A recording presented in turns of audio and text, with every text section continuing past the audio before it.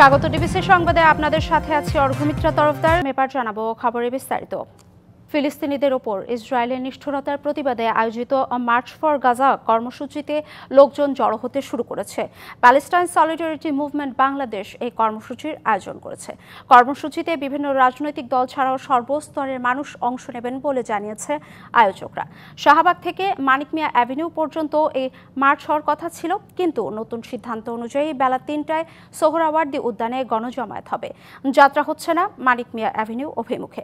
আয়োজকরা বলছেন, ফিলিস্তিনের পক্ষে ঢাকায় এটাই হবে সবচেয়ে বড় জমায়েত। জাতীয় মসজিদ বাইতুল মোকাররমের খতিব মাওলানা আব্দুল মালেক এই জমায়েতে সভাপতিত্ব করবেন।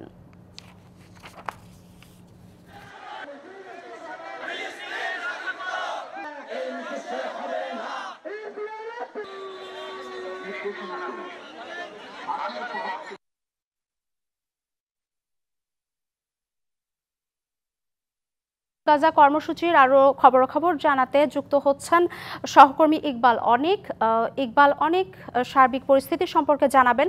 ইকবাল অনেক, সেখানে কি অবস্থা দেখছেন এবং কর্মসূচি সম্পর্কে আর কি অগ্রগতি বিস্তারিত জানাবেন। আপনি দেখছেন যে সকাল থেকেই খণ্ড খণ্ড মিছিল নিয়ে সোহরাওয়ার্দী উদ্যানের দিকে যাচ্ছেন। যে ফিলিস্তিনে হামলার প্রতিবাদে যে সাধারণ জনতা রয়েছেন তারা কিন্তু সোহরাওয়ার্দী উদ্যানের দিকে যাচ্ছেন। এই যে মিছিল, বেশ কিছু মিছিল কিন্তু এই মুহূর্তে সোহরাওয়ার্দী উদ্যানের দিকে গেল এবং খণ্ড খণ্ড মিছিল কিন্তু রাজধানী সহ সারা বাংলাদেশ থেকে কিন্তু এই ঢাকার উদ্দেশ্যে আছেন, কেউ বাস যোগে এবং কেউ বিভিন্ন মাধ্যমে কিন্তু এই সোহরাওয়ার্দী উদ্যানে ফিলিস্তিনি যে বর্বরচিত হামলা এবং নির্বিচারে গণহত্যা চালানো হচ্ছে তারই প্রতিবাদে কিন্তু সেটির প্রতিবাদ করার জন্য কিন্তু তারা আজকে জমায়েত হচ্ছেন সোহরাওয়ার্দী উদ্যানে। আপনারা যদি দেখাই বা এখানে যারা অংশ নিচ্ছেন তাদের সঙ্গেও আমরা একটু কথা বলে জানার চেষ্টা করব তারা কি দাবি তুলছেন এবং তারা কি চাচ্ছেন। আপনারা তো এই যে সোহরাওয়ার্দী উদ্যানে মার্চ ফর গাজা অংশ নিতে এসেছেন, আপনারা কি দাবি তুলছেন এই আজকের এই সমাবেশ থেকে? আমরা চাচ্ছি যে ফিলিস্তিন স্বাধীন হোক, মসজিদে আকসা স্বাধীন হোক এবং গাজাবাসীরা নিরাপদে জীবনযাপন করুক এবং ইসরায়েল এরা যে মানুষের উপরে হত্যাকাণ্ড যেভাবে চালাচ্ছে এর একটা উত্তম ভালো একটা শাস্তির আমরা দাবি চাচ্ছি। এই ফিলিস্তিন যাতে করে সামনে এভাবে নির্বিচারে অন্যায়ভাবে মানুষের উপরে যেন জুলুম নির্যাতন না করে, এটা আমাদের দাবি। এবং গাজাবাসী এবং ফিলিস্তিন এবং মসজিদ আকসা স্বাধীন হোক, এটাই আমাদের দাবি। এই যে এখানে যারা আছেন তারা কিন্তু দাবি তুলছেন যে দ্রুত যাতে গাজা স্বাধীন একটি রাষ্ট্র হিসেবে গঠিত হয় এবং এখানে আরও যারা যোগ দিতে এসছেন তাদের সঙ্গে আমরা একটু কথা বলার চেষ্টা করব।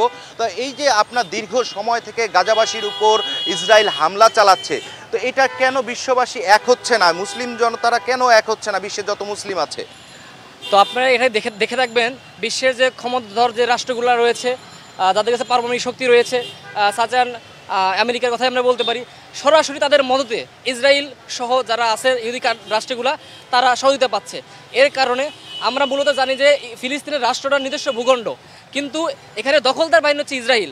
তো আমেরিকার মদতে যে রাষ্ট্রটা মূলত ফিলিস্তিন মুসলিম কান্ট্রিদের আছে, সেই কান্ট্রিটারা আমেরিকা সহযোগিতা করতেছে অস্ত্র দিয়ে, টাকা দিয়ে। ধন্যবাদ আপনাকে। আমরা এবার চলে যাব আমাদের আরেক সহকর্মী ফরহাদুজ্জামানের কাছে। ফরহাদ, আপনি কোথায় আছেন এবং সেখানকার পরিস্থিতি কি, বিস্তারিত জানাবেন। আপনি জানেন যে আজকে মুভ ফর গাজার যে একটা মার্চ ফর গাজার যে একটা হওয়ার কথা ছিল, সেটা কিন্তু আজকে আমরা দেখেছি যে সকালের পর থেকেই কিন্তু রাজধানীর বিভিন্ন জায়গা থেকে এবং ঢাকার বাইরে থেকেও কিন্তু বিভিন্ন মুসলিমরা কিন্তু ঢাকা আসতে শুরু করেছে। আমরা এখন আছি রাজু ভাস্কর্যের সামনে। আপনি দেখতে পাচ্ছেন যে আমার পিছনে কিন্তু বিপুল সংখ্যক লোকের কিন্তু সমাগম হয়েছে এখানে। তারা এসেছেন এই যে ফিলিস্তিনিতে যে গাজায় যে ইসরায়েল দ্বারা যে নির্মম হত্যাকাণ্ড ঘটছে তারই কিন্তু এই যে হচ্ছে সেটার কিন্তু প্রতিবাদ জানাতে কিন্তু আজকে অনেকেই কিন্তু এখানে এসেছেন। আমরা দেখেছি এই উপলক্ষে কিন্তু বিভিন্ন আইনশৃঙ্খলা বাহিনী কিন্তু ব্যাপক তৎপর রয়েছে কোনো ধরনের অপ্রীতিকর ঘটনার যেন না ঘটে, এই জন্য তারা বিভিন্ন তল্লাশিও করছে। কোনো সন্দেহজনক কাউকে পেলে সেখানেও কিন্তু তল্লাশি করা হচ্ছে। পাশাপাশি আমরা দেখেছি যে বিভিন্ন জায়গায় স্লোগানও কিন্তু দিচ্ছে তারা, বয়কট যে ইসরায়েলি পণ্য তারা সেই পণ্যগুলো বয়কটের আহ্বান জানিয়েছেন। আমরা কয়েকজন মুসলিমের সাথে কথা বলবো, আসলে তারা আজকে কেন এখানে এসেছেন একটু জানতে চাইবো। আপনি কোন জায়গা থেকে এসেছেন, কেন এসেছেন? নেত্রকোনা থেকে এসেছি। আমি চাই যে ফিলিস্তিনের মুসলমান নিপীড়িত হচ্ছে, নির্যাতিত হচ্ছে, আল আকসা মসজিদকে এই ইসরায়েলি কুলাঙ্গাররা আপনার নিঃশ্বাস করে দিচ্ছে। তাই আন্দোলন করতে এসেছি, প্রতিবাদ জানাতে এসেছি। কি দাবি আজকে আপনাদের এখান থেকে কি দাবি জানাবেন? আমরা এখানে সমবেত হয়েছি যাতে প্যালেস্টাইনের মুসলিমরা স্বাধীনতা পায় এবং তারা সারা বিশ্বের মুসলমানের কাছ থেকে সহযোগিতা পায়, সাহায্য পায় এবং তাদের স্বাধীনতার লক্ষ্য অর্জন করতে পারে, সে আমাদের আশা এবং দাবি। আমরা দেখছি যে আমরা কিন্তু দেখছিলাম যে বিভিন্ন রাজধানী সহ দেশের বিভিন্ন জায়গা থেকে কিন্তু আজকে এই প্রতিবাদ জানাতে এসেছে। তাদের দাবি যেন আর কোনো হত্যাকাণ্ড না ঘটে, এমনটাই কিন্তু তারা বলছেন এবং তারা বলছেন যে এই আন্দোলন যতক্ষণ পর্যন্ত না হয় ততক্ষণ পর্যন্ত কিন্তু তারা থাকবেন। এই মুহূর্তে রাজু ভাস্কর্য থেকে আমার কাছে এই ছিল সর্বশেষ তথ্য। ফারহাদ, ধন্যবাদ আপনাকে। ঢাকা বিশ্ববিদ্যালয়ের চারুকলা অনুষদে পহেলা বৈশাখে আনন্দ শোভাযাত্রার জন্য তৈরি করা ফ্যাসিবাদের মুখাকৃতি ও পায়রার মোটিফে আগুন পুড়ে গেছে। বিষয়টি নিশ্চিত করেছেন বিশ্ববিদ্যালয়ের প্রক্টর সাইফুদ্দিন আহমদ। পুলিশ জানিয়েছে ফ্যাসিবাদের মুখাকৃতিকে টার্গেট করে আগুন লাগানো হয়েছে। ওই আকৃতি পুরোটাই পুড়ে গেছে, একই সাথে পায়রার অবয়বও পুড়ে গেছে। ভোরে ফজরের নামাজের সময় এই আগুন লাগানো হয়েছে বলে ধারণা করা হচ্ছে। ফায়ার সার্ভিস আসতে আসতে দুটি মোটিভের পুরোপুরি পুড়ে যায়। তবে কে বা কারা এই ঘটনা ঘটিয়েছে তা এখনও জানা যায়নি। এই ঘটনায় শাহবাগ থানায় জিডি হয়েছে।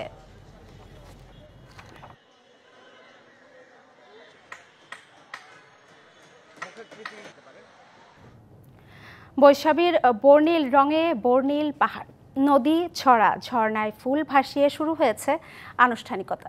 পাহাড়ি জনগোষ্ঠীর পাশাপাশি অংশ নিয়েছে পর্যটকরাও। পুরনো গ্লানি মুছে স্বাগত জানানো হচ্ছে নতুন বছরকে। সব বৈষম্য ঘুচিয়ে শান্তির প্রত্যাশা পাহাড়ি জনগোষ্ঠীর। ত্রিপুরাদের বৈশু, মারমাদের সাংরাই আর চাকমাদের বিজু, তিন জাতিগোষ্ঠীর বর্ষবরণের উৎসবকে সম্মিলিতভাবে বলা হয় বৈশাখী।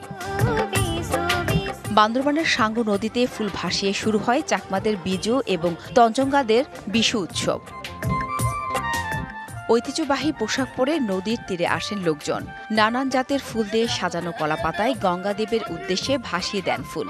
পরিবার, বন্ধু বান্ধবের সাথে সাঙ্গু নদীতে আসছি ফুল ভাসাইতে। এই দিনের মতো আর আমাদের দিন হয় না মনে হয়, ওইটা আমি মনে করি আর কি। উৎসবের রং লেগেছে রাঙামাটিতেও।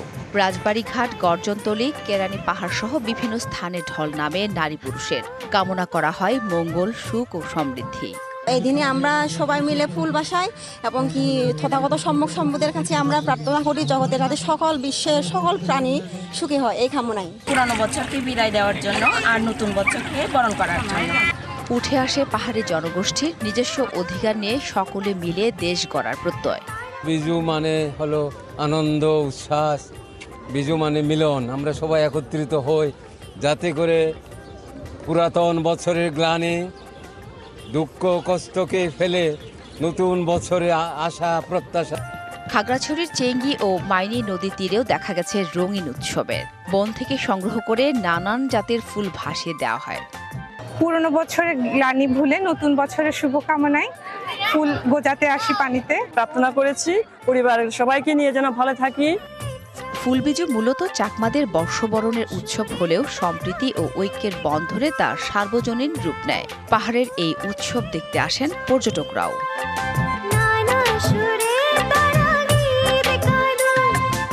জান্নাত সাথী, ডিবিসি নিউজ ডেস্ক। কিশোরগঞ্জের ঐতিহ্যবাহী পাগলা মসজিদের 11টি দান বাক্সে এবার পাওয়া গেছে 28 বস্তা টাকা। এর মধ্যে আছে বিদেশি মুদ্রা সহ বেশ কিছু অলংকার এবং প্রচুর চিরকুট। চলছে গণনা। সকালে মসজিদ কমিটির সভাপতি জেলা প্রশাসক ফৌজিয়া খান, পুলিশ সুপার হাসান চৌধুরীর উপস্থিতিতে বাক্সগুলো খোলা হয়। মসজিদেরই মেঝেতে বসে টাকা গুনেন 2 শতাধিক মাদ্রাসা ছাত্র সহ প্রায় 50 জন ব্যাংক কর্মকর্তা ও আইন শৃঙ্খলা বাহিনীর 10 জন সদস্য।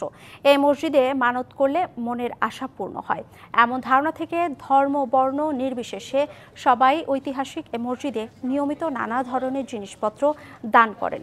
দান বাক্সে পাওয়া টাকা থেকে অসহায় জটিল রোগীদের অনুদান দেওয়া হয়। এছাড়া আন্তর্জাতিক মানের দৃষ্টিনন্দন মসজিদ কমপ্লেক্স নির্মাণের কাজ করা হচ্ছে বলেও জানায় মসজিদ কমিটি। প্রায় 3 মাস অন্তর দান বাক্স খোলার নিয়ম থাকলেও এবার রমজানের কারণে খোলা হয়েছে 4 মাস 13 দিন পর।